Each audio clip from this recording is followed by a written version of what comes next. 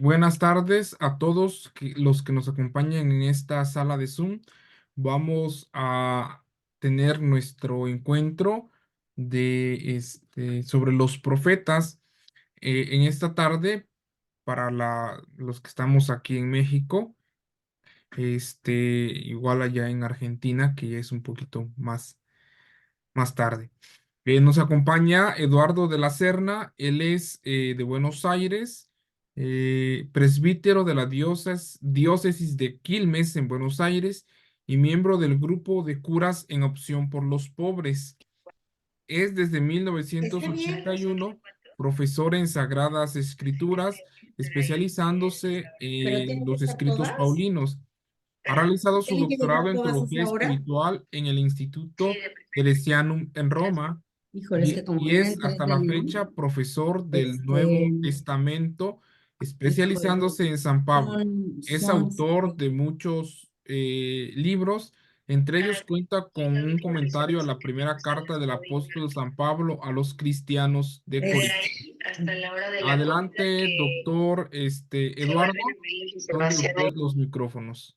Les pido que Sí, vayamos desactivando los micrófonos, por favor, tengamos allí cuidado para que no se filtren nuestros audios y la ponencia pueda ser aprovechada por todos. bien. Buenas tardes o buenos días a todos, depende de los horarios de cada quien. Eh, Hay alguna voz por ahí que se escucha algún ruido y me parece que pueden confundirse. Me dirán en todo caso si se escucha bien. Eh, yo quisiera presentar un poco algunos temas principales de los profetas, teniendo en cuenta, de los profetas de Israel, por supuesto. Pero para eso me parece principal tener en cuenta qué decimos cuando decimos profetas. Yo sé que algunos tienen alguna noción sobre el tema, habrá que repetir igual algunas cosas fundamentales. Sobre todo porque, por ejemplo, en América Latina se ha dicho, y no es falso, pero es parcial, que los profetas son los que anuncian y denuncian, lo cual es por un lado cierto, pero por otro lado es parcial. Para empezar, el primer problema que nosotros tenemos en nuestra lengua castellana es la palabra profeta. Por ejemplo, cuando uno suele decir que alguien profetiza, suele estar pensando que alguien hace referencia o intuye o adivina o saca conclusiones sobre el futuro. Y habría que decir que los profetas no hablan del futuro, sino del presente de ellos, por supuesto. Esto lo señalo ¿por qué? Porque la palabra profeta viene del griego, profetés, pero por supuesto la Biblia hebrea no usa esa palabra. La Biblia hebrea, sobre todo, el término que suele repetirse constantemente es el término naví, plural neviim. También utiliza otros términos, hombre de Dios, vidente, visionario, etcétera, pero la palabra que se utiliza con muchísima frecuencia es la palabra naví. Y la palabra profeta, que viene del griego, tiene que ver con esto. Cuando la Biblia se traduce al griego, los traductores encontraron en la palabra profetés la palabra que según ellos eh, mejor traducía el significado de la palabra naví. Pero si nosotros miramos particularmente los profetas de Israel, y no solamente, pero los profetas de Israel, la gran característica de los profetas es que hablan de parte de Dios. El profeta es el que dice algo de parte de Dios. Por eso la gran característica típico de la literatura profética es así dice el Señor. O fue dirigida al profeta X la palabra de Dios. O también oráculo del Señor. Es decir, el profeta va a decir una palabra de parte de Dios. Y esta es la principal característica. Y va a decir una palabra de parte de Dios, por supuesto, que va a ser el segundo elemento fundamental, es a quién dice el profeta esta palabra. El profeta no habla en el aire, el profeta no habla de un tema genérico, sino que habla de temas concretos frente a los cuales él cree que Dios tiene una palabra que decir. Y esto, él cree que tiene una palabra que decir Dios, es importantísimo y algo vamos a decir en un rato. Me parece que esto es un tema absolutamente fundamental. Por supuesto que hay que aclarar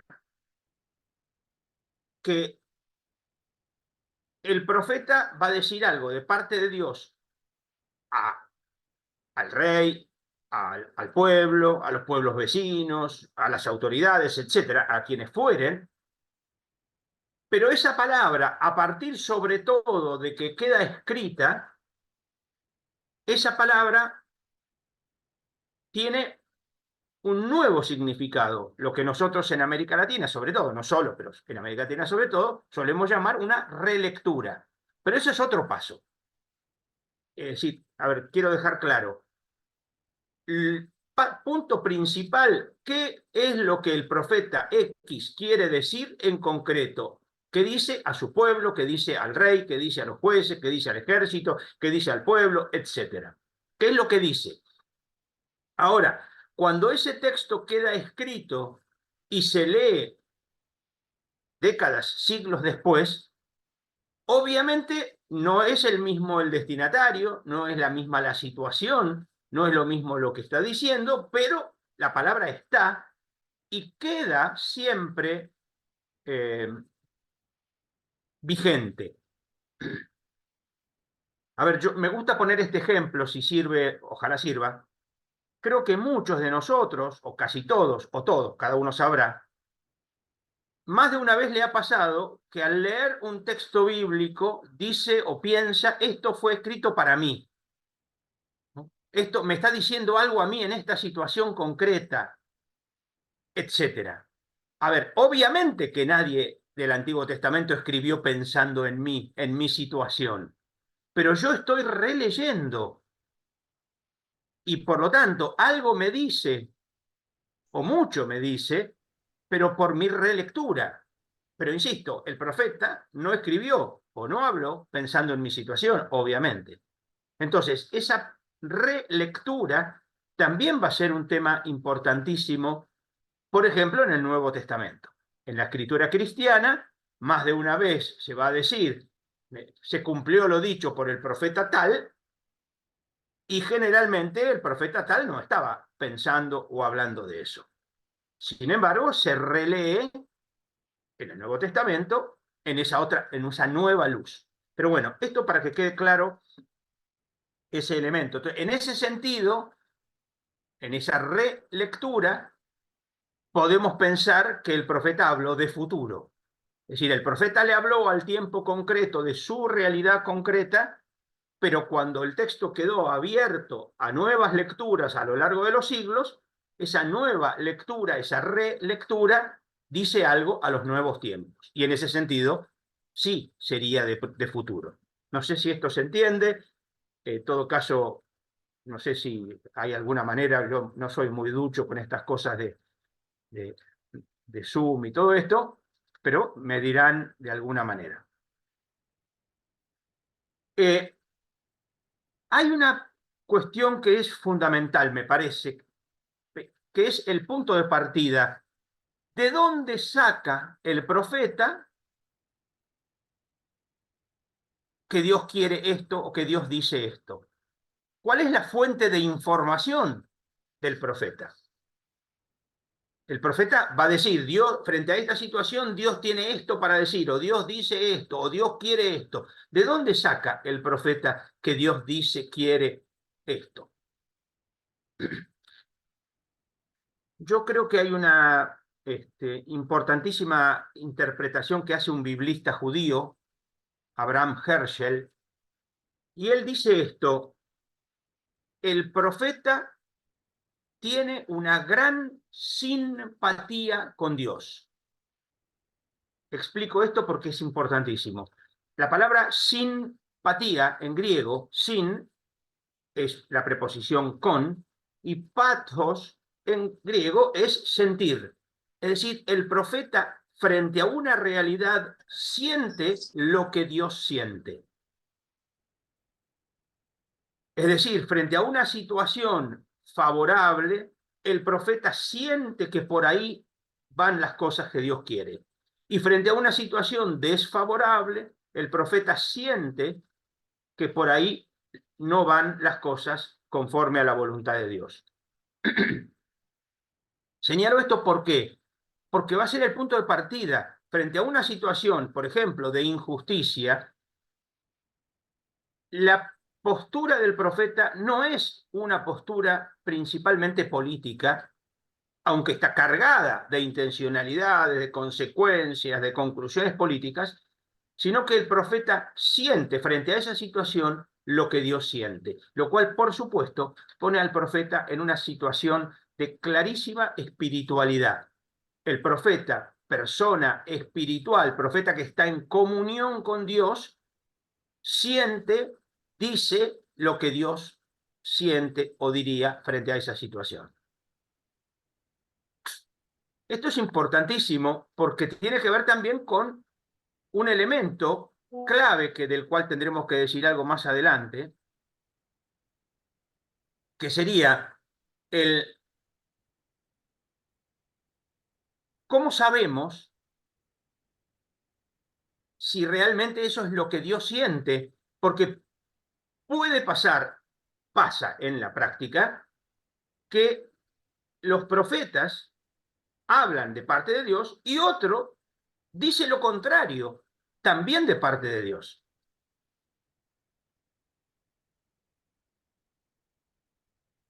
Es decir, yo creo que Dios frente a esto dice esto. Y otro va a decir, no, Dios dice esto otro. Y salvando casos muy evidentes de corrupción, profetas que profetizan por dinero, como lo dicen, por supuesto, algunos textos, no tenemos derecho a suponer que hay mala fe de parte de algún profeta que dice que Dios dice lo que el otro dice que Dios no dice. Voy a poner un ejemplo bien concreto que además es bueno para tenerlo en cuenta. Que es el problema que tenemos acá es el caso de lo que se llaman los falsos profetas. A ver,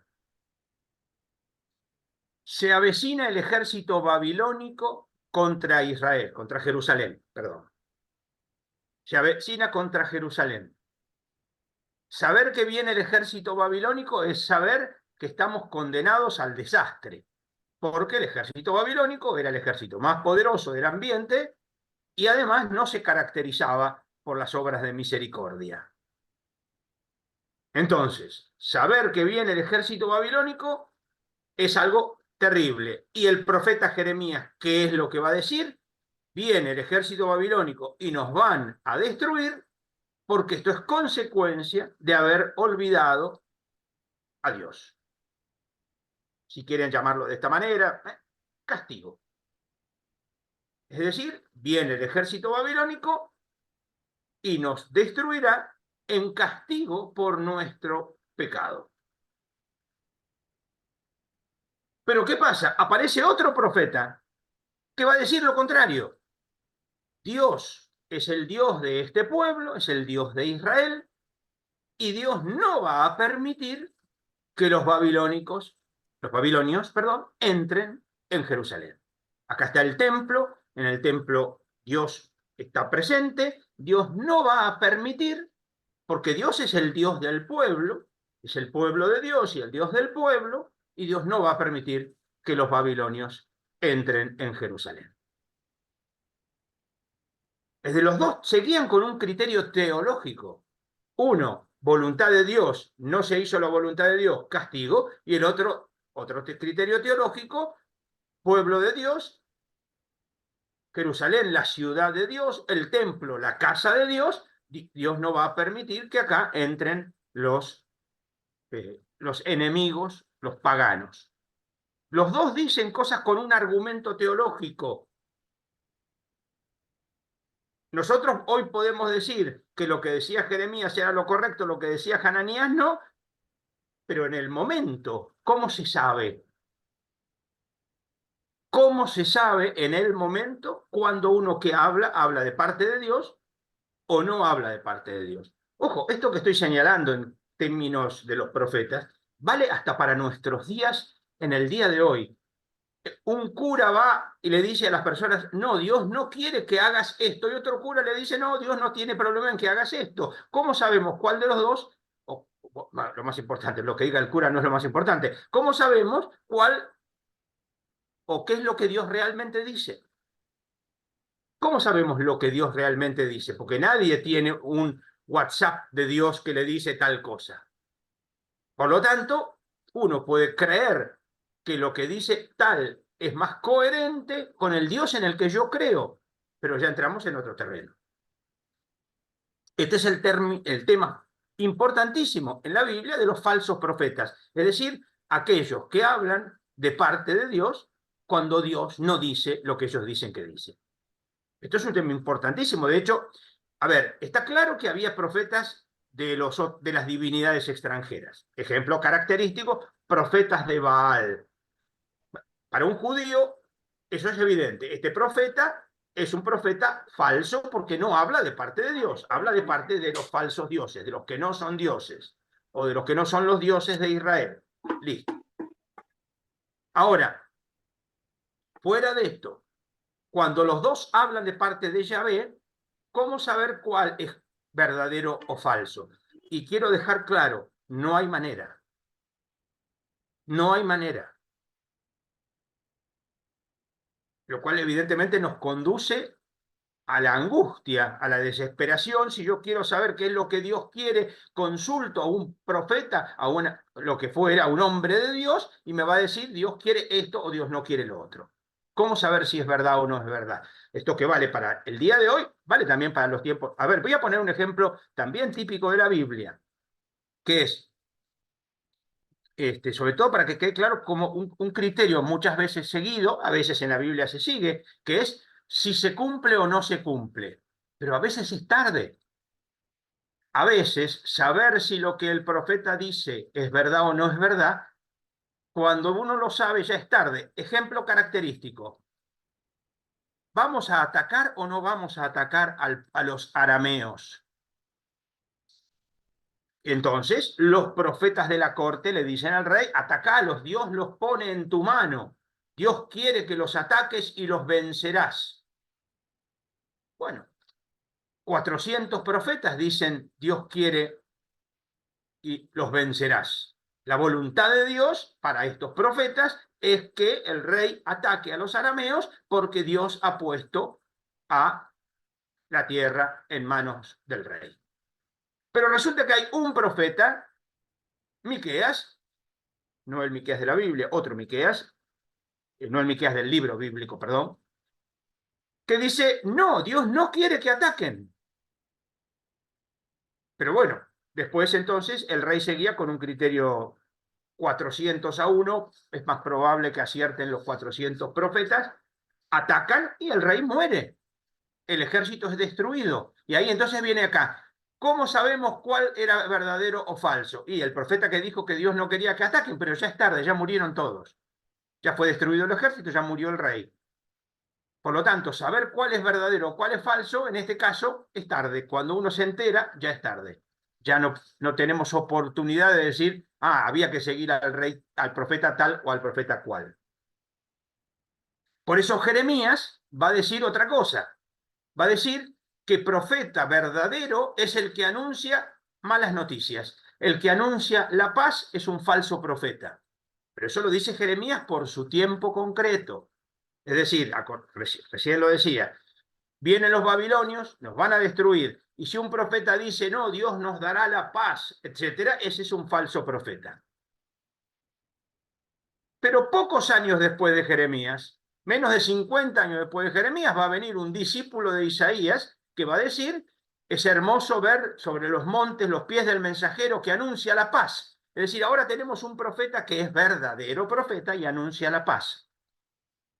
A ver, ¿qué es lo que estoy queriendo decir para empezar? Estoy queriendo decir que el profeta es el que habla de parte de Dios, pero el profeta, que es el que habla de parte de Dios, no tenemos manera de saber nosotros con una cierta seguridad si realmente habla de parte de Dios o dice o hasta cree que habla de parte de Dios, pero realmente no habla de parte de Dios. Si alguno dice palabras que yo no le mandé decir, ese tal morirá, dice el libro del Deuteronomio capítulo 18. Es decir, ahí hay un problema. Un problema que tocará, y ahí está el desafío, un tema típico de muchos, es el tema del discernimiento. Cómo discernir si esto que un profeta o alguien que dice, que habla de parte de Dios, dice, es realmente Dios que lo dice, o a mí que me gustaría que lo diga, porque lamentablemente lo que solemos hacer es que solemos quedarnos con la palabra que nos dice lo que nos gustaría que digan, como si Dios fuera a decir lo que a nosotros nos gusta que Dios nos diga, en lugar de lo que realmente Dios quiere decir, que a veces no es lo mismo que lo que nosotros queremos que diga. Señalo esto, ¿por qué? Porque como yo decía, el profeta es el que siente, o el profeta se comunica con Dios porque siente lo que Dios siente. Obviamente, el profeta como persona espiritual está en contacto con Dios, reza, se comunica con Dios, tiene una sentir junto con Dios, consciente, sintonía con Dios, pero puede ser que no, o puede ser que sí. Y por supuesto, los lectores o los oyentes tendrán que saber tener criterios críticos para poder detectar si realmente lo dice o no lo dice, lo siente o no lo siente. Concretamente, las situaciones de injusticia, las situaciones de violencia, las situaciones de corrupción, concretamente, un profeta va a sentir esto no es lo que Dios quiere y va a decir entonces que Dios tiene una palabra crítica para decir frente a los que pisotean al pobre, los que venden por un par de sandalias al indigente, etcétera, etcétera, etcétera. Es decir, yo siento lo que Dios siente, siento irritación al ver que se oprime al pobre, siento indignación al ver la injusticia, siento indignación al ver que se desentienden todos de los que no tienen de comer, que no tienen de vivir, no tienen de vestirse, etcétera. Y entonces, porque siento indignación frente a eso, la indignación que siento es porque estoy seguro que Dios siente igual que yo y voy a decir, esto es lo que Dios tiene para decir. Insisto, por supuesto, y sobre todo los seres humanos que somos que tenemos tanta tendencia a creernos dioses nosotros mismos, lo que nosotros creemos, vamos a decir, Dios no lo quiere. Está lleno de personas que le dicen a otro, Dios no quiere, Dios te va a castigar, Dios esto, Dios lo otro, que en realidad es la propia represión personal, la propia psiquis personal, la propia cultura personal la que va a pensar que Dios es así o Dios no es así. Bien, esto como para ubicar entonces con respecto a los profetas o a los falsos profetas. Y acá viene un tema que me parece principalísimo también. Voy a seguir hablando de Dios, creo que corresponde, sobre todo si hablamos de los profetas, ¿no? No solo qué es lo que Dios quiere, sino, por ejemplo, cómo es este Dios en el que yo creo, o cómo es, o cómo no es el Dios en el que yo creo. Yo creo que siempre es un tema importante eso, ¿eh? Tener claro cómo es el Dios en el que creo, o cómo no es, o cómo es el Dios en el que no creo. Y concretamente, es típico de las personas de ayer, de hoy y seguramente también de mañana, que porque creemos que Dios es de una determinada manera, creemos que a Dios le gusta determinadas cosas, o le gustan determinadas cosas. Y entonces yo creo que a Dios,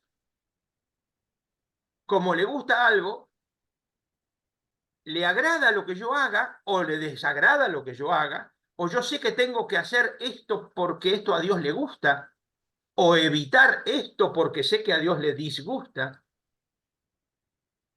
Y entonces, por ejemplo, suele ser característico de las personas, sobre todo en su concepción de la divinidad, por ejemplo, creer que con Dios uno entra en contacto en el espacio sagrado, sea en el espacio sagrado templo,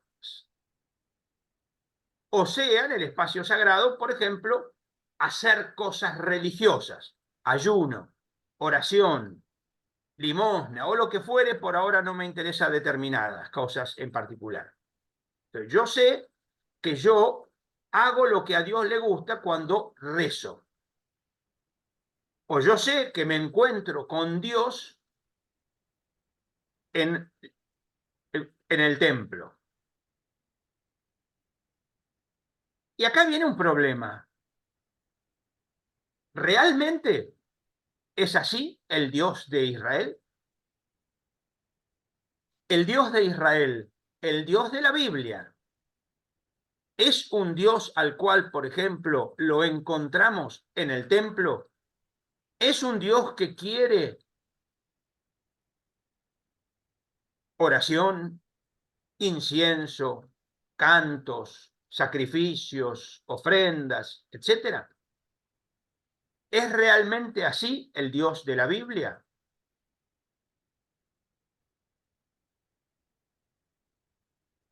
Y acá hay una cuestión principalísima. Lo que estoy diciendo, casi diría con ironía, no sirve para nada, porque el Dios de la Biblia es un Dios que se va mostrando y que en tales libros muestra un aspecto, en tales otros libros muestra otro aspecto y a veces casi parecen contrapuestos. En tales libros vamos a ir encontrando un elemento y en tales libros otro elemento. Y entonces este Dios de la Biblia, el Dios de Israel, el Dios de Jesús, será un Dios al cual lentamente vamos a ir vislumbrando, intuyendo, conociendo en el lenguaje, en el sentido bíblico del término conocer. Entonces, por ejemplo, en los primeros escritos o textos bíblicos, la imagen de Dios va a ser bastante distinta a la de los escritos más tardíos, por ejemplo. Entonces, decir cómo es Dios es relativo, porque a lo mejor en tal texto o en tales textos es de una manera que podemos decir en otros es de otra manera. No hay una uniformidad. Es decir, la Biblia no es, como sabemos, un libro que un día un rey de Israel encontró arriba de su escritorio. Y entonces acá está el libro. Es un libro que está cargado de vida, cargado de historia, cargado de avances y retrocesos, de pecados y gracia, etc. Entonces, acá me parece importante dar este paso. En principio, si nos guiáramos con el criterio por lo menos que aparece en los textos, ya sería mucho más complicado hacer un análisis de la historia de Israel. Uno puede decir que lo primero que podemos decir del Dios de Israel es que es un Dios que se manifiesta en la historia sacando a su pueblo de Egipto. Es decir, lo primero que nosotros encontramos es un Dios que se revela en una zarza que se quema y no se quema. Señalo esto ¿por qué? Porque, en primer lugar, el encuentro de Moisés con Dios, siempre estoy hablando de los textos, no me interesa, me interesa mucho, pero no es el momento, lo histórico, es un Dios que aparece, que se encuentra con el profeta Moisés en el desierto y en una cosa absolutamente insignificante como es una zarza que se está quemando pero que no se termina de quemar nunca. En ese contexto, Moisés se encuentra con Dios que se revela y le da un nombre. Ustedes saben que en la Biblia el nombre designa una identidad, no solamente que uno reacciona frente al nombre porque se siente identificado con el nombre o algo así, sino que el nombre designa una función. Pedro es piedra. Cuando se le pone por nombre Pedro, se le cambia el nombre de Simón al nombre de Pedro, tiene que ver con la imagen de la piedra. Entonces, el nombre designa una función y Yahvé es el Dios que está. Es el Dios que está junto a su pueblo, un Dios que no se desentiende de su pueblo en la historia. No es, entonces, un Dios que está en las nubes, en el cielo o en una montaña, sino que es el Dios que está con su pueblo. Algunos proponen con mucha probabilidad que el famoso Yahvé significa yo soy el que estoy contigo. Ahora, este yo soy el que estoy es un Dios que entonces que acompaña, que se hace presente en medio de su pueblo. Entonces, a Dios no lo encontramos en un templo, sino en la historia. Yo soy el que está contigo en la historia, en la liberación, en la salida de Egipto. Ahí estoy, en el desierto, ahí estoy. Y acá viene entonces este punto. Nosotros creemos que a Dios, y esto vale también para nosotros hoy, creemos que a Dios lo encontramos, por ejemplo, en el templo. Y Dios está donde quiere, no donde yo quiero.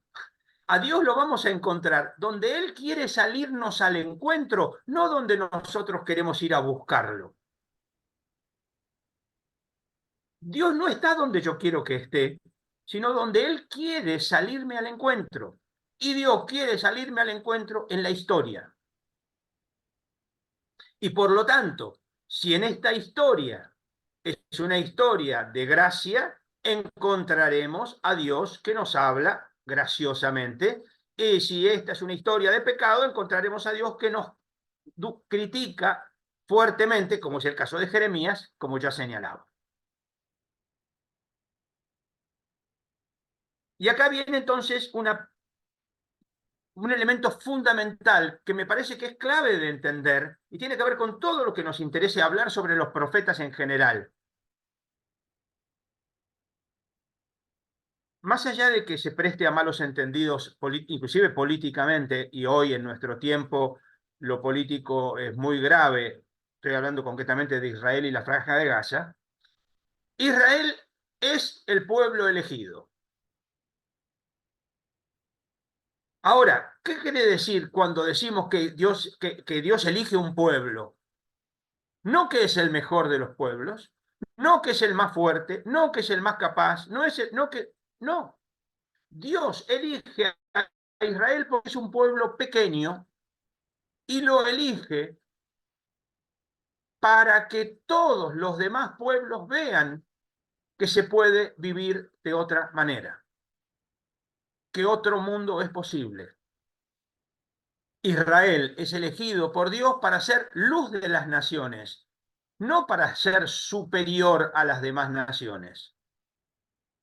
Cosa que no entiende el Estado de Israel con los palestinos, por supuesto. Dios elige a Israel para ser luz de las naciones y para que en un mundo donde hay opresores y oprimidos, patrones y clientes, amos y esclavos, imperios y dominados, Israel muestre a todas las naciones que se puede vivir como hermanos y hermanas. Ese es el criterio fundamental. Ahí lo encontramos a Dios en Israel. Y acá viene este tema fundamentalísimo, Isaías 5. En Isaías 5, Isaías canta un canto. Voy a cantar el canto de amor de mi amigo por su viña. Mi amigo tenía una viña en un fértil otero. Y empieza a hablar de alguien que tenía una viña y que hizo todo para que esa viña fuera maravillosa y pudiera tener unos vinos excelentes. Cavó un lagar, puso una cerca, puso una torre para tener unas uvas exquisitas, y sin embargo salieron frutos agrios que no sirven para nada. ¿Qué voy a hacer? ¿Qué va a hacer mi amigo con su viña? Tirarla, quemarla. No sirve para nada. Tener una viña que lo que da es frutos que no sirven, hay que tirarla. Ten en cuenta, antes de seguir, que es muy frecuente en la Biblia, Antiguo y Nuevo Testamento, la imagen de los árboles y los frutos. No solo aquello de por los frutos se conoce el árbol, sino, por ejemplo, los viñadores homicidas, la higuera que no tiene fruto, el olivo con las ramas injertadas, etc. Son textos de varios autores de varios libros de Antiguo y Nuevo Testamento. ¿Cuál es la idea en este caso? Según Isaías, insisto, capítulo 5, mi amigo es Dios y la viña es Israel. Y Dios esperaba que diera frutos y dio frutos agrios. Por eso hay que tirarle, hay que romperle. Ahora, ¿cuáles son los frutos? Y acá está la clave. ¿Para qué Dios elige a Israel? ¿Para qué Dios se elige un pueblo? ¿Para qué planta uno una viña? Uno planta una viña, obviamente, para tener buenas uvas. Israel se elige un pueblo para tener buenos frutos. Y los frutos que Dios quiere son derecho y justicia. Es más, este par, derecho y justicia, Mishpat we Tzedakah, en la Biblia hebrea, el par junto aparece 50 veces en toda la Biblia. Y aparece en textos históricos, textos legislativos, textos poéticos, textos sapienciales, textos proféticos. Es la característica de Israel. Dios quiere que su pueblo viva el derecho y la justicia. Mishpat we Tzedakah. Y sin embargo, esperaba derecho y hay caos, esperaba justicia y hay clamores. Es decir, hay todo lo contrario. El pueblo de Israel hizo todo lo contrario de lo que Dios quería. Dios eligió un pueblo para mostrar al mundo el derecho y la justicia, y lo que muestra es caos y sangre. Los clamores son el grito del dolor. Este es el punto de partida fundamental. Para esto Dios elige un pueblo. Esto es lo que Dios quiere de Israel. Dios quiere de Israel que viva el derecho y la justicia. Mishpat we Tzedakah. Y sin embargo, en Israel se vive de otra manera. Y entonces, yo creeré que le doy culto a Dios yendo al templo, creeré que le doy culto a Dios en el ayuno, creeré que le doy culto a Dios en las oraciones, en lo que fuere, pero a Dios le voy a dar culto viviendo el derecho y la justicia. En la historia. Podemos, si quieren, para ir redondeando esta idea, es interesante notar que uno de los grandes temas de Israel, o de la Biblia, o de los profetas, es la posición frente a la idolatría. La idolatría que se manifiesta particularmente en las imágenes. Concretamente, ¿no? Son los que tienen ojos y no ven, tienen manos y no toman, tienen pies y no caminan, ¿no? Son madera, son piedra, son bronce, lo que fuere, son hechuras de manos humanas. Estas hechuras de manos humanas son precisamente todo lo contrario de lo que es el Dios de Israel, que no acepta una imagen. Todos sabemos muy bien que Dios no quiere imágenes.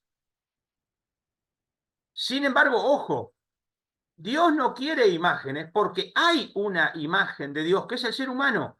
Dios creó al ser humano, lo creó a su imagen y semejanza. Nuestra vida, nuestra relación, nuestro comportamiento con el ser humano es expresión de nuestra relación con Dios, el derecho y la justicia.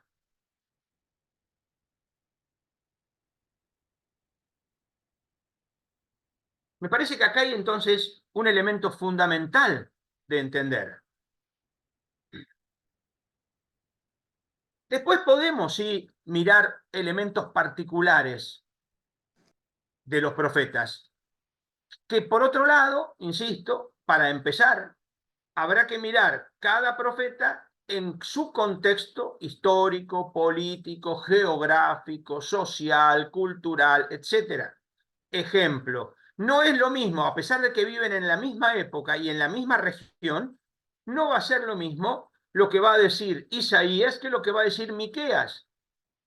Pero Isaías es un hombre de ciudad, vive en la ciudad y probablemente tenga una cierta conexión con las autoridades políticas. De hecho, Isaías puede entrar en el palacio con toda naturalidad, mientras que Miqueas es una persona de campo, es un campesino, y por lo tanto suele, como buen campesino, tenerle poca simpatía a la ciudad, porque la ciudad lo explota, ¿no? Los terratenientes se quedan con las tierras de todos, etcétera, etcétera, etcétera. Entonces, en una misma época, aunque tengan criterios semejantes, porque los dos hablan de parte de Dios, van a hablar de parte de Dios en situaciones diferentes, contextos diferentes, etcétera.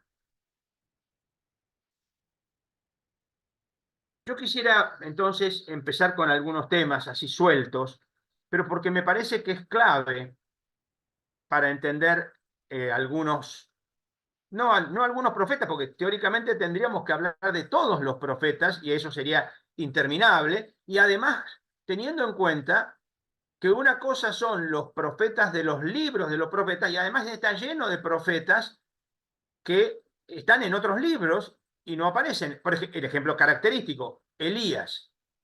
¿De acuerdo? Está bien, Chelo, pero dile que lo mande quejándose. Gracias. Elías, por ejemplo, es un profeta importantísimo en Israel, todos lo sabemos, tanto es así que en el Evangelio del domingo que viene, Elías va a ser el primero, antes que Moisés, ¿no? Se aparecieron en la montaña de la transfiguración Elías y Moisés, no dice Moisés y Elías. Pero bueno, Elías es un... Sin embargo, no hay un libro, hay un ciclo de Elías en el libro de los Reyes, pero no hay un libro de Elías, como tampoco de Natán o de Eliseo, por ejemplo, u otros. Quiero decir que al hablar de los profetas también hace falta mirar otras realidades que van más allá de los libros propiamente hablando de los profetas.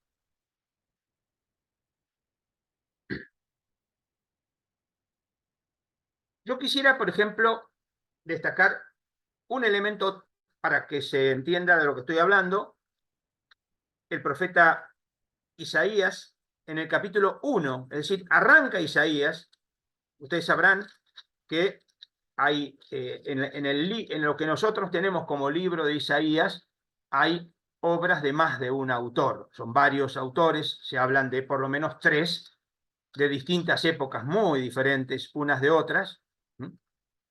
Así que no viene al caso. Pero quisiera señalar esto de lo que dice en el capítulo 1, Isaías, el original, Isaías, el Isaías, no alguno de sus discípulos. Fíjense cómo llama a las autoridades y a la gente Isaías y lo que va a plantear. Capítulo 1, del versículo 10 en adelante. Oigan una palabra de Yahvé, regidores de Sodoma, oigan una instrucción de nuestro Dios, pueblo de Gomorra.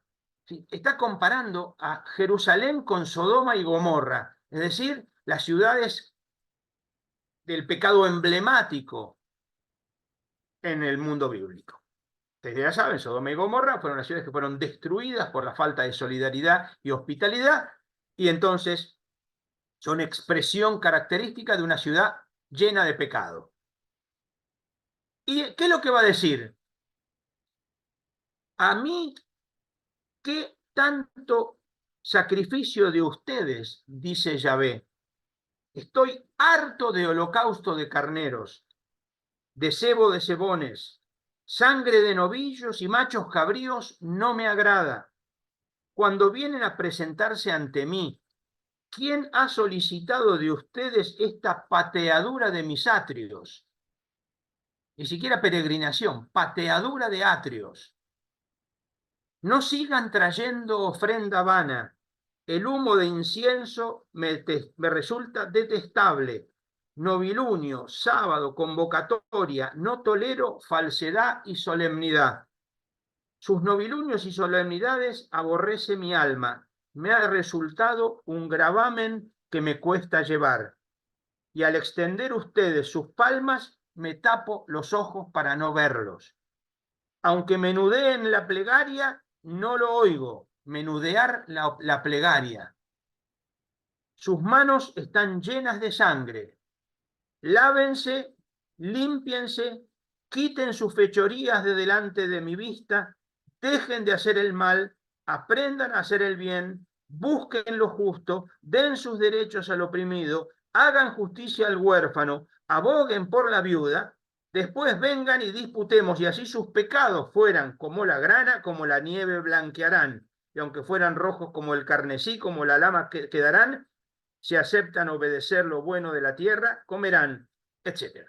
Como ven, Dios no quiere saber nada de cultos, sacrificios, ofrendas, oraciones, nada. Lo que quiere es que seamos capaces de ver en los demás, en las demás, hermanos y hermanas. Sobre todo, las víctimas. El huérfano, la viuda, el pobre, el oprimido, etc. Como ustedes ven, esto tiene profundas connotaciones políticas, sin ninguna duda, pero el criterio fundamental es, insisto, el Dios de Israel es un Dios al cual lo encontramos en su imagen, que es el ser humano. Lo encontramos en los hermanos y hermanas. Al Dios de Israel no lo encontramos en la oración, no lo encontramos en el culto, no lo encontramos en el templo. Después de, ahora sí, después de vivir con justicia, después de vivir con fraternidad o sororidad, después de vivir como verdaderos hermanos, después de eso sí vengan al culto y celebremos. ¿Pero por qué? Porque es un culto de hermanos y hermanas y no un culto que saltea la fraternidad y sororidad.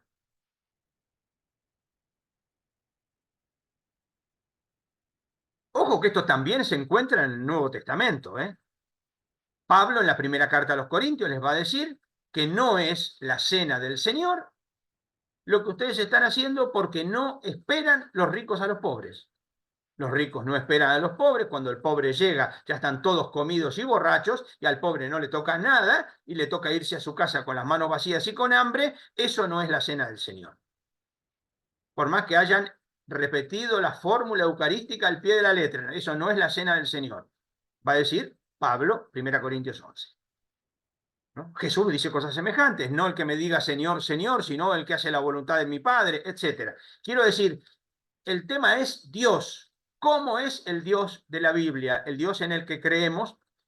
¿Y cómo no es Dios? ¿Dónde encontramos a Dios y dónde no encontramos a Dios? Es decir, esto me parece que es fundamentalísimo para evitar malos entendidos. Y no quiero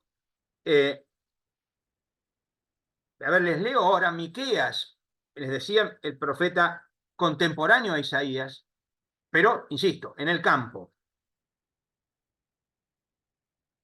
Esto dice Yahvé, perdón, Miqueas 3, 5. Esto dice Yahvé contra los profetas que extravían a mi pueblo, los que mientras mastican con sus dientes gritan paz, pero a quien no pone nada en su boca le declaran guerra santa. Son profetas que profetizan porque les dan de comer, pero al que no les da de comer le declaran la guerra. Por eso tendrán noches sin visiones, oscuridad sin presagios, se pondrá el sol para los profetas y el día oscurecerá sobre ellos. Los videntes se verán abochornados, los adivinos quedarán en ridículo y los que se tapan la barba porque Dios no responde. Yo, en cambio, estoy lleno de fuerza, de espíritu de Yahvé, de justicia y de valor para denunciar a Jacob su delito y a Israel su pecado. Como ven, el profeta tiene claro que habla de parte de Dios y los otros no hablan de parte de Dios, por más que digan, qué bueno, qué lindo, paz por acá porque le dan, sería casi como pensar que un cura celebra misa si le pagan y no celebra si no le pagan, cosas por el estilo que a veces pasan en algunos lados, ¿no? Pero eso es un pecado que se llama simonía, que es un pecado gravísimo que en la Iglesia Católica nunca se castiga. Pero bueno, dejemos de lado esto porque estamos hablando de los profetas. Si nosotros miramos por otro lado, otro gran profeta, siempre más o menos de la misma época, que es el profeta Amós. Amós tiene un pequeño problema. Amós va a predicar en el reino norte, pero Amós es del sur. Y va a predicar en el santuario, que es la casa del rey. Va a predicar en Betel, pero insisto, él es del sur. Pero lo que va a predicar es que el modo que está viviendo Israel no tiene nada que ver con la voluntad de Dios y entonces Dios lo va a destruir. Y entonces el sumo sacerdote del templo de Betel le va con el cuento al rey, porque Amós profetiza contra el santuario y contra el rey. Vean que le va a decir esto, por ejemplo. El sacerdote de Betel, Amasías, perdón, estoy leyendo Amós 7:10, mandó decir a Jeroboam, rey de Israel, Amós conspira contra ti en medio de la casa de Israel. El país no puede soportar sus palabras. Porque Amós anda diciendo, a espada morirá Jeroboam, e Israel será deportado en su tierra. Amasías le dijo a Amós, vete, vidente, huye al país de Judá, come allí tu pan y profetiza allí. Antes de seguir, come tu pan en tu tierra, quiere decir profetizar, que te van a pagar por profetizar. Si eres profeta por salario. Anda a tu tierra, profetiza y que te den de comer por profetizar. Pero en Betel no sigas profetizando porque es el santuario real y la casa del reino.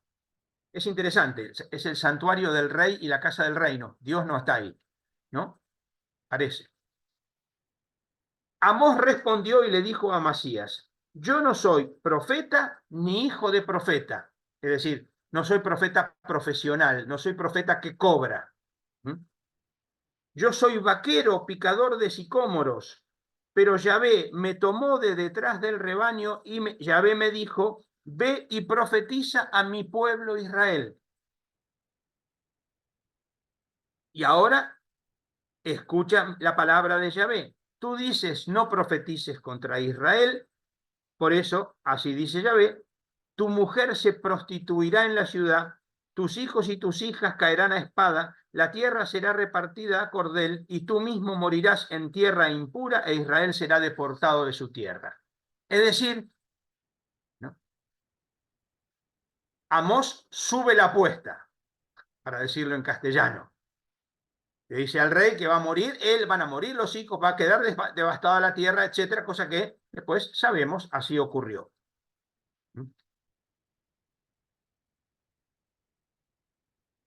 Como ustedes ven, y esto me parece importante señalar, el profeta muchas veces la pasa mal.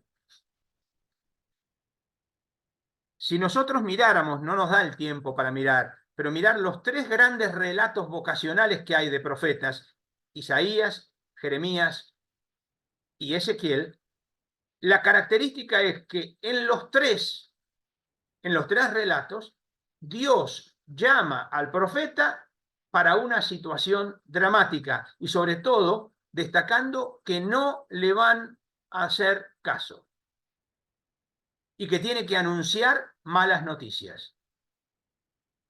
Es interesante que en los tres relatos aparece en referencia la boca del profeta.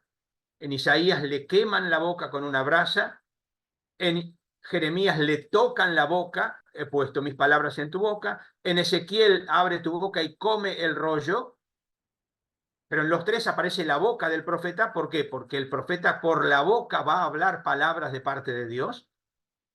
Pero Isaías lo que va a decir es que va a anunciar destrucción. Tanto que en un momento Isaías dice, pero ¿hasta dónde? ¿Hasta cuándo? Más todavía. Cuando se quede sin nada, que lo único que quede es un tocón, más todavía va a haber destrucción. A Jeremías le dice que tienes que anunciar destrucción. A Ezequiel, destrucción. Para peor a Ezequiel lo que le dice es, para peor a vos la gente te va a ir a escuchar, como quien va a escuchar un cantante de moda, pero no te van a hacer caso. Es decir, como ven, la vocación de los profetas, es una palabra que creo que hay que revalorizar. La pasa que nuestra sociedad exitista es una palabra que es mala palabra, quizás más grosera que las palabras groseras que se nos ocurran, pero la vocación de los profetas es una vocación al fracaso. Pero bueno, lamentablemente algunos creemos que la cruz es expresión del fracaso de Jesús. Pero hay algunos que entonces se escandalizan con la palabra fracaso y quieren solucionar las cosas por otro lado. Los profetas son condenados al fracaso. De hecho, acuérdense, en el Nuevo Testamento se dice, por ejemplo, ¿a qué profeta no mataron sus padres? O, ¿no? Ustedes quienes levantan monumentos a los profetas que sus padres mataron. Es decir, la vocación de los profetas es una vocación de hablar de parte de Dios, pero como no pueden matar a Dios, matan al mensajero.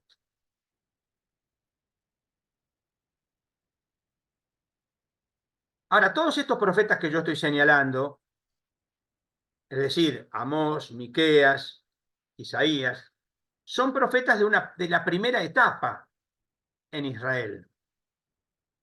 Todavía hay más profetas antes del exilio. Antes del exilio tenemos todavía a Sofonías, Jeremías, Ezequiel, Oseas. A ver, si uno quisiera hablar de cada profeta, insisto, tendríamos que empezar primero qué profeta es, quién es el profeta, en qué época habla, en qué circunstancias habla, etc. Por ejemplo, solamente para que sea ilustrativo, Oseas y Amós hablan en la misma época, es decir, en la época del rey Jeroboam II en Israel. Ya sabemos que Amós le acaba de decir al rey que lo van a matar.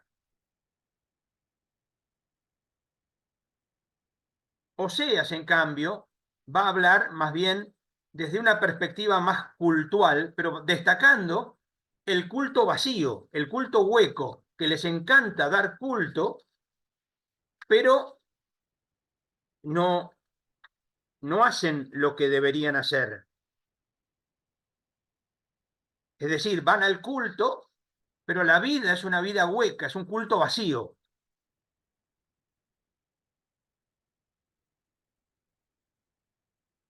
Por ejemplo, Oseas va a decir, a ver, Oseas, y ahora, insisto, vamos a Oseas, vayan a Betel a pecar,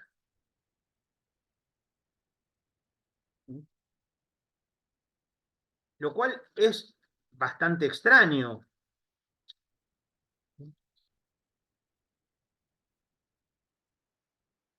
no vayan a Gilgal, no suban a Betabén, te prostituyes. Esto por todas partes lo dice, ¿eh? Pero bueno, por ejemplo, capítulo 4 de... A ver, sería lo mismo que si yo les dijera a mis hermanos mexicanos, por ejemplo, vayan a Guadalupe a pecar. A ver, uno esperaría que en Guadalupe uno vaya a otra cosa, no, pero él les dice directamente, vayan a Betel a pecar. Betel es el santuario principal del reino del norte, como lo acabamos de ver cuando Amós va a predicar. Uno esperaría que le dijera en todo caso, no sé, vayan a tal otro lado a pecar y cada uno sabrá a dónde le gustaría o imaginaría. Yo no me voy a meter en internas que no son mías, puedo hablar de las mías, que son bastantes, ¿no? Pero quiero decir, hay una situación que uno esperaría que si habla de Betel, se hable del lugar de encuentro con Dios, no con Betel como el lugar del pecado.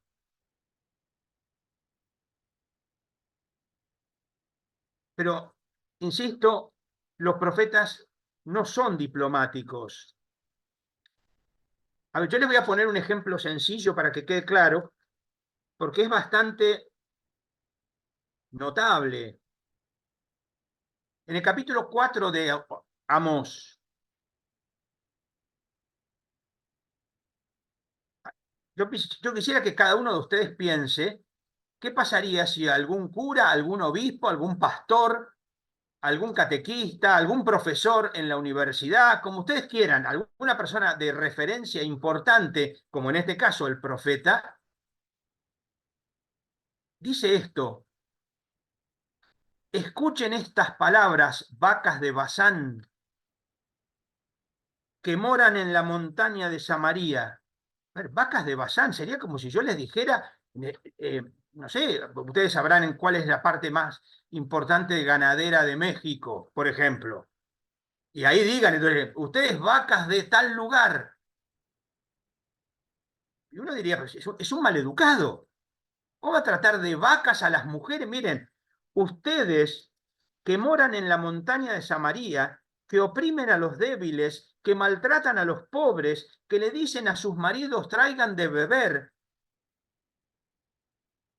El Señor ha jurado por su santidad que vienen días sobre ustedes que se los colgará con ganchos, como a las vacas, y hasta las últimas con anzuelos de pescar.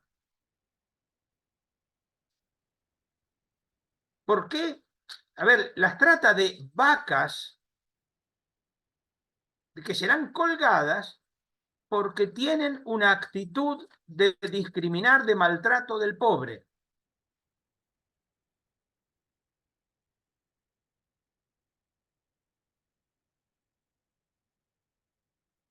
Voy a saltar un poco esta época y me voy a ir, por ejemplo, a Jeremías. Jeremías, como les decía, se viene el ejército babilónico. Se viene el ejército babilónico y entonces el pueblo no sabe qué hacer y aparece, para peor, un profeta que les dice que Dios no va a permitir que le pase nada a Israel. ¿Qué dice Jeremías en ese mismo contexto? Les podría leer toda la primera parte del capítulo 7, del 1 al 15. Palabra que llegó de parte de Yahvé a Jeremías. Ponte en la puerta del templo de Yahvé y predica allí esta razón. Dirás, oigan la palabra de Yahvé todo Judá, los que entran por estas puertas a postrarse ante Yahvé. Así dice Yahvé Sebaot, el Dios de Israel, mejoren de conducta y de obras, y yo haré que se queden en este lugar. No confíen en palabras engañosas, diciendo templo de Yahvé, templo de Yahvé, templo de Yahvé es este. Porque si mejoran realmente su conducta y obras, si realmente hacen justicia mutua, si no oprimen al forastero, al huérfano y a la viuda, si no vierten sangre inocente en este lugar, ni anidan en pos de otros dioses para sus daños, yo me quedaré con ustedes en este lugar, en la tierra que le di a sus padres para siempre. Pero resulta que ustedes confían en palabras engañosas que de nada sirven para robar, matar, adulterar, jurar en falso, incensar a Baal y seguir otros dioses que no conocían, y después vienen y se paran ante mí en este templo donde se invoca mi nombre y dicen, estamos seguros para seguir haciendo esas abominaciones. En una cueva de bandido se ha llevado esto por mi nombre. Para mí está claro, etcétera. Se puede seguir un poco más. Como ven, y acá hay otra palabra clave de la literatura profética, que son la palabra estar firme o estar seguro y confiar. Cuando uno está seguro o confía en lo que no es Dios, aunque sean cosas de Dios, entramos en el terreno de la idolatría. Aunque sean cosas de Dios, como el templo y otras más. Si no se pone la confianza en Dios, lo que Dios quiere, lo que Dios es, entonces entramos en el terreno de la idolatría.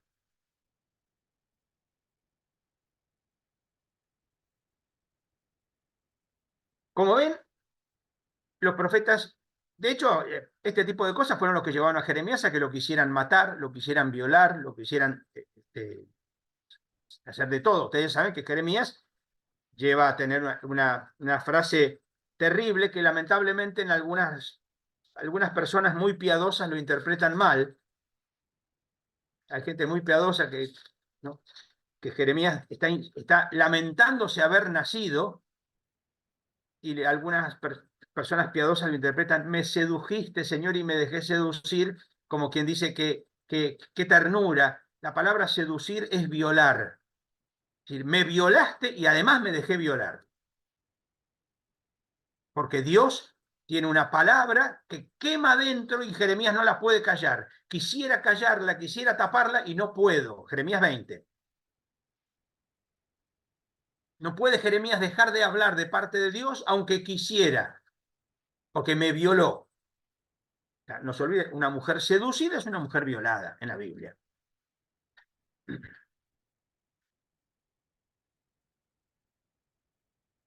Si después de este periodo pasamos al periodo que viene después del exilio, ustedes saben, para hacerlo rápidamente, tenemos un grupo enorme de profetas que son anteriores al exilio en Babilonia, los que yo señalé antes, concretamente, es decir, Isaías, Miqueas, Amós y Oseas en el norte, Sofonías, Jeremías, Ezequiel, que está en el nexo, porque Ezequiel va a estar en el principio del exilio, y después los que vienen después del exilio, concretamente un discípulo de Isaías, Zacarías, Malaquías, Ageo.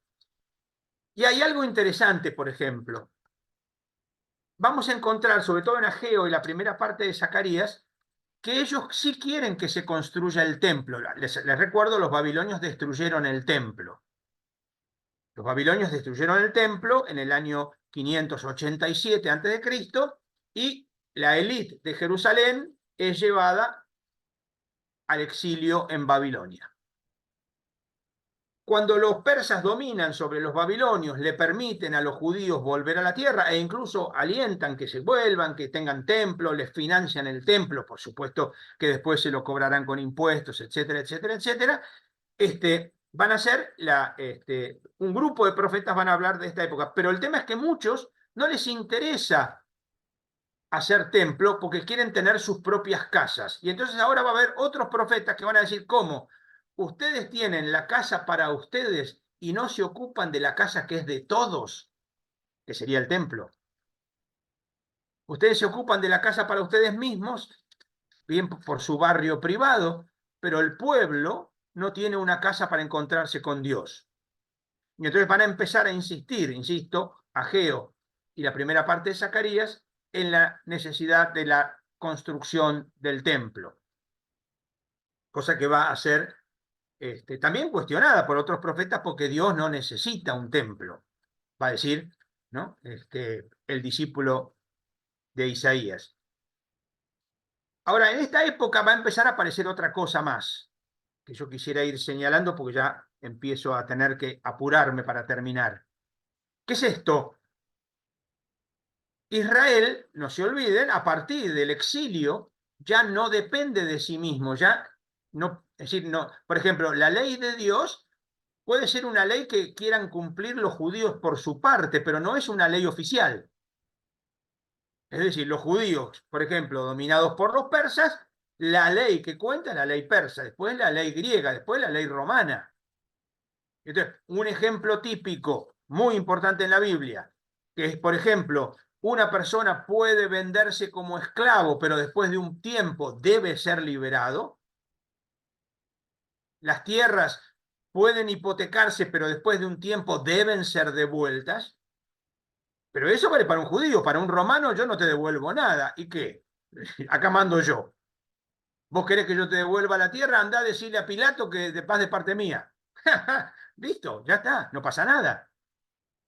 Obviamente no hay ninguna posibilidad de... Entonces empieza a haber nuevos criterios, nuevos elementos. Por ejemplo, en este periodo, ya más hacia el final del Antiguo Testamento, va a aparecer la limosna. La limosna no tiene ninguna lógica en el Israel preexílico, porque no puede haber pobres, no debe haber pobres. Y entonces, por ejemplo, el pobre debe ser sostenido por la vida y la comunidad. Punto. Ahora, cuando manda Roma, para poner ejemplo, cuando mandan los griegos, el imperio se queda con mi tierra y yo no la voy a recuperar nunca más.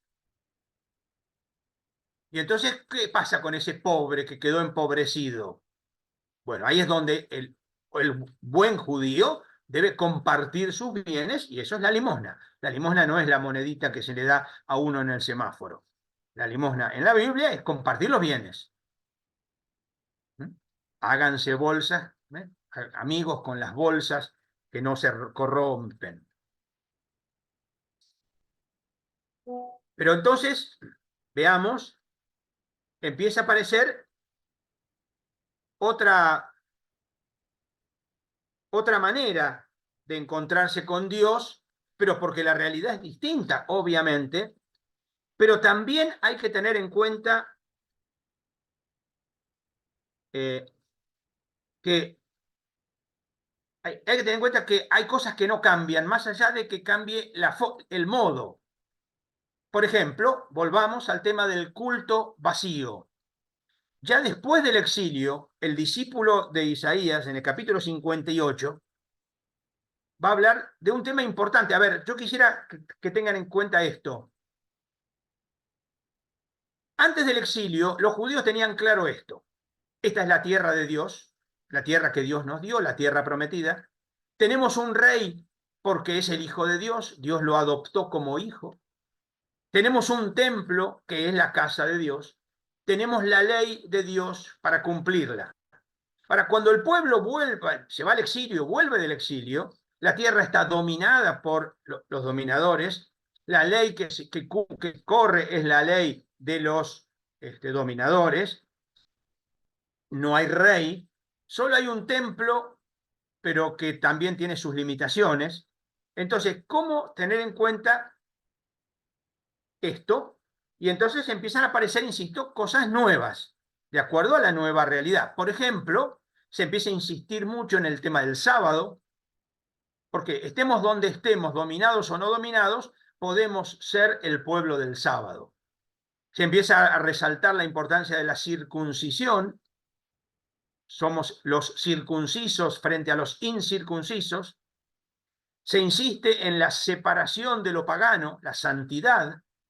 Somos un pueblo separado de los demás.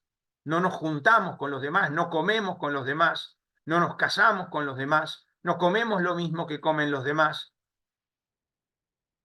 El ayuno pasa a ser un tema importantísimo, sobre todo como una manera de hacer presente, de estar en contacto con Dios. Pero ojo, va a saltar el discípulo de Isaías, capítulo 58.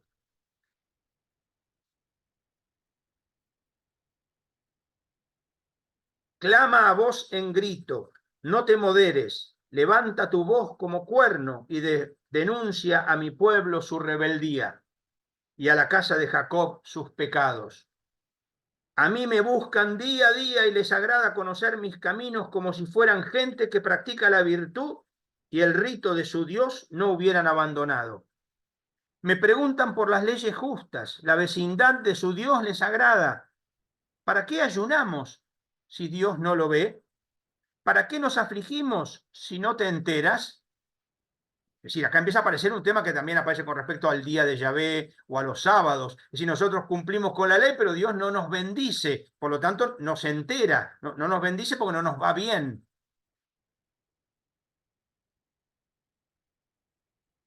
Miren, cuando ayunaban, lo hacían por interés. Y a todos sus obreros explotaban. Es que ayunan para litigio y pleito y para dar puñetazos a malvados. No ayunen como hoy para hacer oír en las alturas su voz. ¿Así ha de ser el ayuno que yo elija? Día de humillarse el hombre, sí, pero agachando como un junco la cabeza y el saco y esparcir la ceniza, ¿a eso llaman ayuno y día grato a Yahvé? ¿No será este el ayuno que yo elija? Deshacer los nudos de la maldad, soltar las coyundas del yugo, dejar libres a los maltratados y arrancar todo yugo. ¿No será partir el pan partir al hambriento tu pan, a los pobres sin hogar recibir en tu casa? Que cuando veas a un desnudo lo cubras y tu semejante no te apartes, entonces brotará la luz y como la aurora y tu herida se curará rápidamente, etcétera. Es decir, el ayuno que Dios quiere tiene que ver de nuevo con el hermano, con la hermana, con los seres humanos, con los pobres, con las víctimas. Después sí, andá y ayuná. Después sí, anda al culto o cosas por el estilo.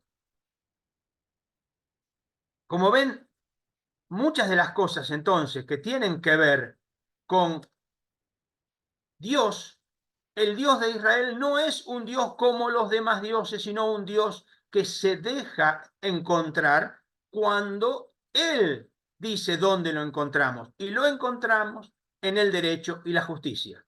Cuando no hay derecho y justicia, creemos que nos encontramos con Dios, como los falsos profetas creen que hablan en nombre de Dios, pero no nos encontramos con Dios porque son pateaduras de sus atrios, menudencia de palabras, pero no es un encuentro con el Dios vivo de Israel. Yo para terminar, nada más, porque ya está siendo la hora y quiero ver si hay alguna pregunta, crisis o rechinar de dientes o algo por el estilo, pero tengan en cuenta que esto también lo dice Jesús y los discípulos de Jesús. Es decir, esto no es una cosa del Antiguo Testamento. A ver, cuando Jesús dice que su mandamiento es el amor, no está diciendo nada muy distinto a lo del derecho y la justicia. Cuando el discípulo de Juan dice, el que dice que ama a Dios al que no ve y no ama a su hermano al que ve, es un mentiroso, está diciendo lo mismo. Les leo un texto breve de un discurso que todos conocen, por supuesto, en Hechos de los Apóstoles capítulo 7, el discurso de Esteban. A Esteban lo van a matar, entre otros participa un tal Saulo en esa muerte, según Hechos de los Apóstoles, nada menos. Pero dice esto, eh,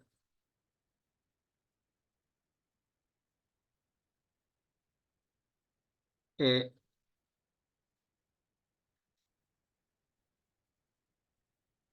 sus padres tenían en el desierto la tierra del testimonio, como el que hablaba con Moisés les mandó hacerlo según el modelo que habían visto.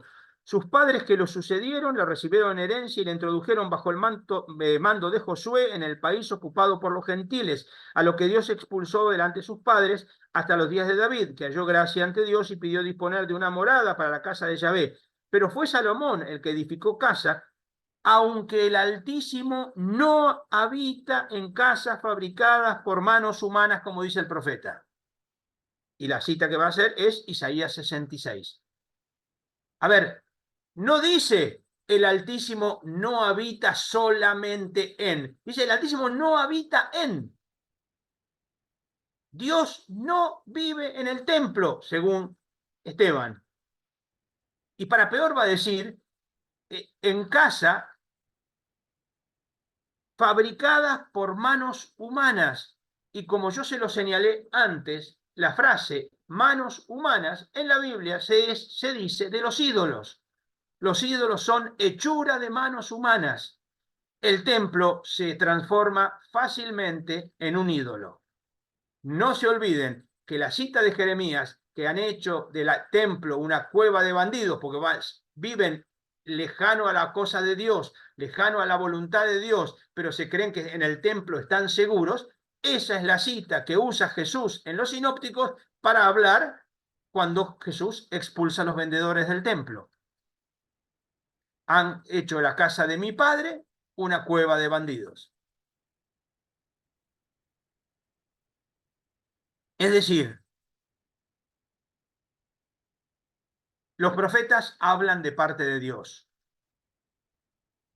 Y sería injusto pensar que profetas hubo nada más que hasta que murió el último, que no sabemos quién fue, o si quieren el último profeta del Nuevo Testamento, que tampoco sabemos quién fue.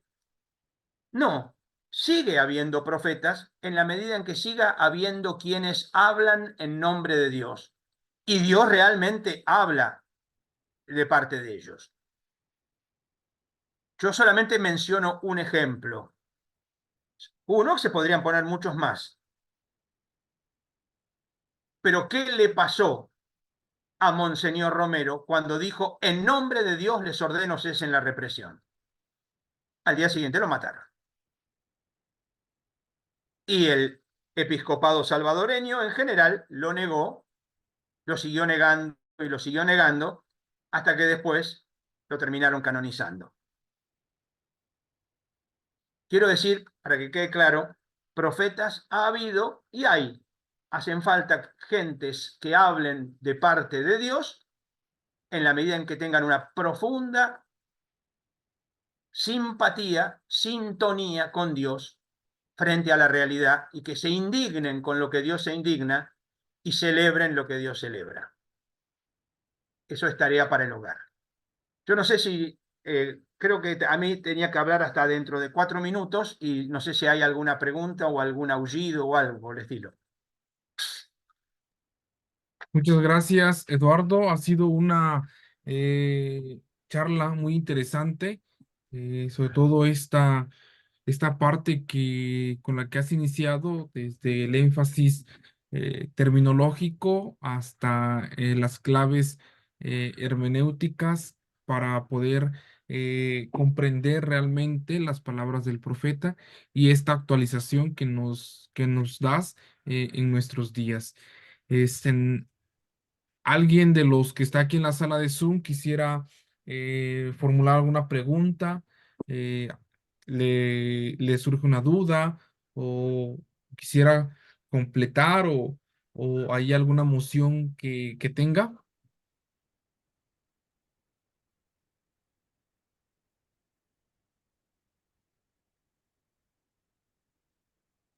¿No, no tienen dudas? ¿Todo está claro? Muy Eso bien. quiere decir que está todo clarísimo o que nadie entendió nada y entonces la culpa es mía, ¿no? Y entonces, a ver, adelante, Raúl. ¿Qué tal? Buenas tardes. Agradezco mucho la interesante charla. Me pareció muy interesante la situación del falso culto, que ya se viene desarrollando por la crítica de los profetas.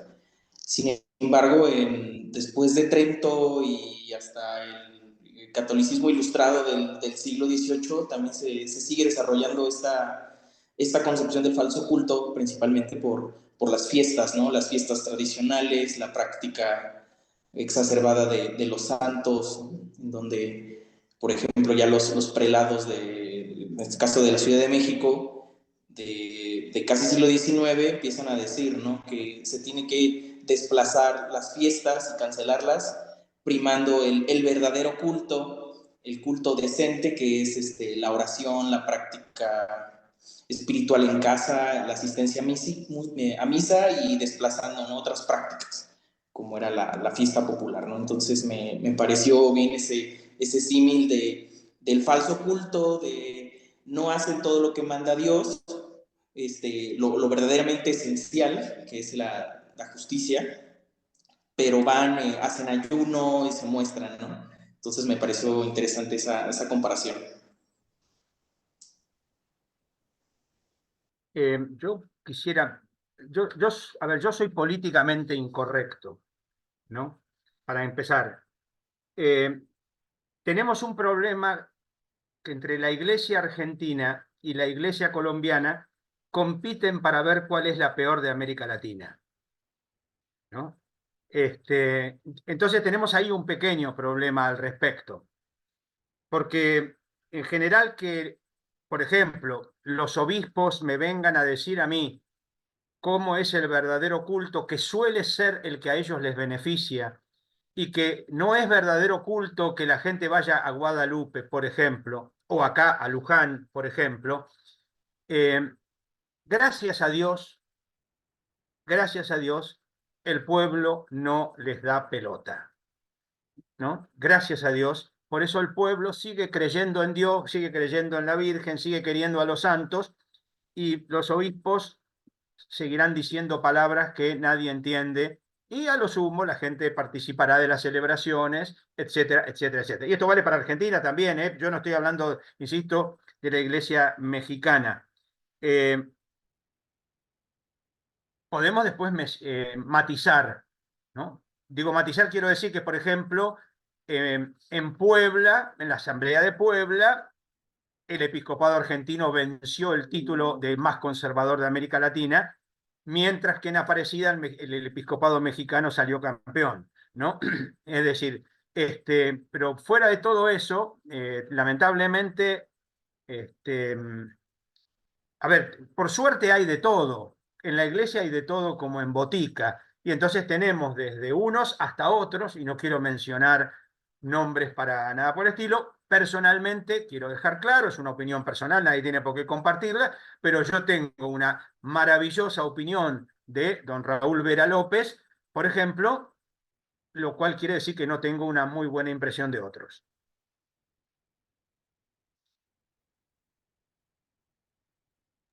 Muy bien, gracias por tu respuesta. ¿Alguien más gusta hacer una pregunta? Muy bien.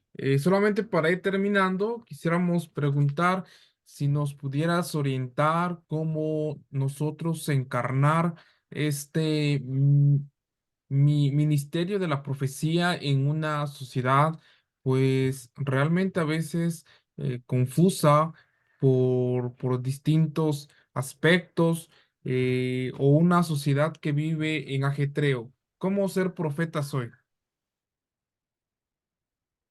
Ah, si lo supiera, sería feliz. A ver, yo creo que hay una cuestión que es, primero que nada, ser honrados con lo real, mirar la realidad y mirar la realidad con toda su crudeza. La realidad, que ustedes tienen la suya, nosotros tenemos la nuestra.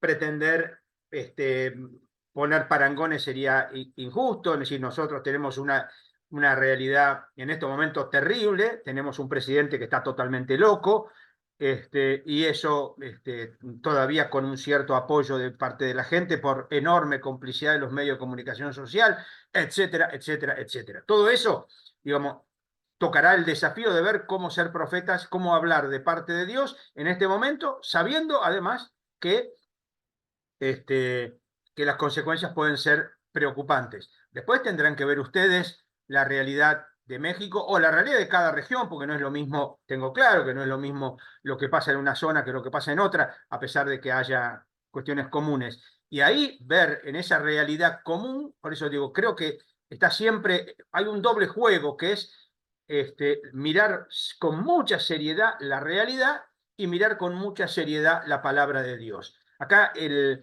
un obispo mártir, que fue Enrique Angelelli, que murió asesinado 4 años antes que Monseñor Romero, pero que no tuvo mucha prensa porque el episcopado argentino decía que había sido un accidente, ¿no? Fuera de, bueno, finalmente ahora es beato mártir, pero Monseñor Angelelli repetía con mucha frecuencia, hay que tener un oído puesto en el Evangelio y otro oído puesto en el pueblo. De eso se trata, tener bien claro un oído en el Evangelio para saber cómo es Dios, cómo siente Dios, cómo ama Dios, qué rechaza Dios, qué quiere, qué no quiere Dios, pero también ver profundamente, con mucha seriedad, la realidad, y al mirar la realidad poder sentir lo que Dios siente. Ok, muy bien, pues muchas gracias por tu participación, Eduardo.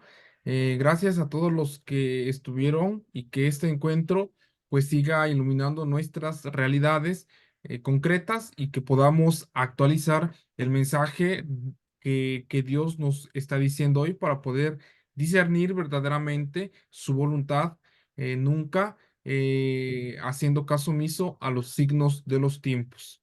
Que pasen todos muy buenas tardes. Bueno, que tengan todos, todas unas buenas tardes y que Dios los bendiga si le damos cabida. Gracias. Buenas Muchas tardes. gracias, buenas Gracias, buenas tardes. tardes a todos.